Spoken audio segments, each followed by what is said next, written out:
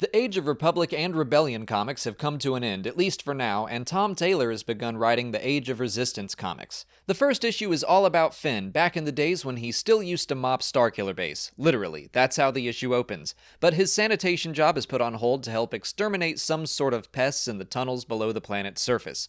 The creatures are large bats that can take the head off a stormtrooper in a single bite.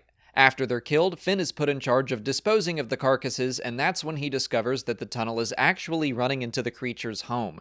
He doesn't want to see a native species killed simply for living in the way of the First Order, so he purposefully earns his captain's anger and is put on trash escort duty. He spends 3 weeks relocating the bats to a new home on a garbage dump planet. So we're seeing that even before his first mission to Jakku, Finn just didn't buy into being a stormtrooper. For whatever reason, the programming didn't take with him and he just had a heart for other living beings. The one friend he makes in this story, who is not a member of the First Order, tells him she thinks a little rebellion is good, of course foreshadowing his eventual turn to the Resistance. The new garbage planet we see is called Mayher. I guess it kinda follows in the tradition of Raxus Prime from The Force Unleashed as a dumping ground. We're told that this is where all the excavated Earth from Starkiller Base is brought. And since I still wholeheartedly believe that Starkiller Base was originally Ilum, I think it's safe to say we've met a new native species to the ice planet in those bats.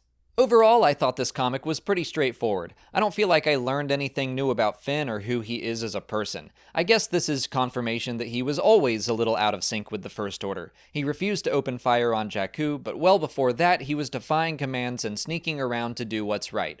It was a fine issue. I guess I just already assumed that that was true, and I wouldn't have minded learning something more substantial about Finn or even his younger life. The previous Age of comics have been up and down depending on the characters, so I'm hopeful the rest of the Resistance series will give us something juicier. But for now, what did you think of this first issue about Finn? Let me know in the comments. If you haven't already, please like this video, subscribe to the channel, follow us on Twitter, Instagram, and Facebook, and consider checking out our Patreon page. As always, thanks for watching, and may the Force be with you.